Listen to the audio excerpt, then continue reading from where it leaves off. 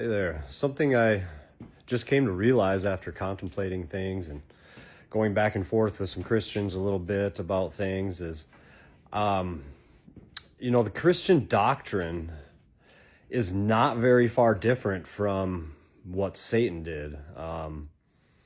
As far as his pride keeping him from being obedient to our Father and doing whatever he wills, whatever he pleases, what makes him feel good.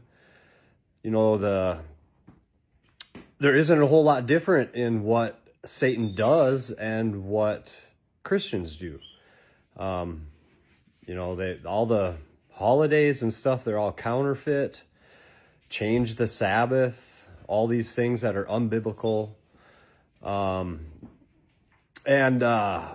I guarantee 1,000% that Satan believes that the Messiah is the Son of God, that he died and he rose from the dead. So really, what different are you doing than what Satan's doing?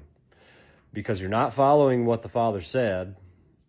You can go through Romans and Paul will say, I believe it's chapter 5, Paul says that the law, he would not have known what sin is if he wouldn't have known the law.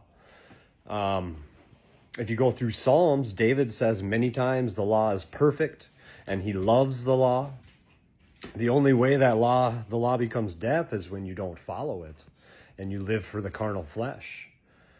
So there's not one place in Scripture that says that when you become a believer, that it is acceptable to continue to sin.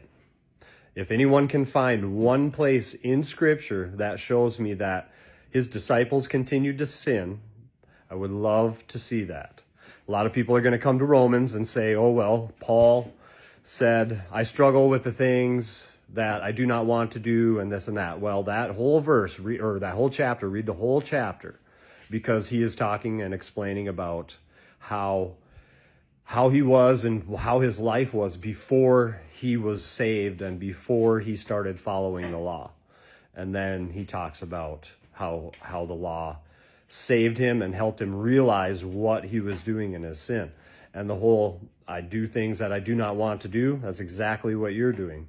When you're following the Christian doctrine, is you are accepting of sin and you say you're a continuing sinner, and you can seek forgiveness as many times as you want.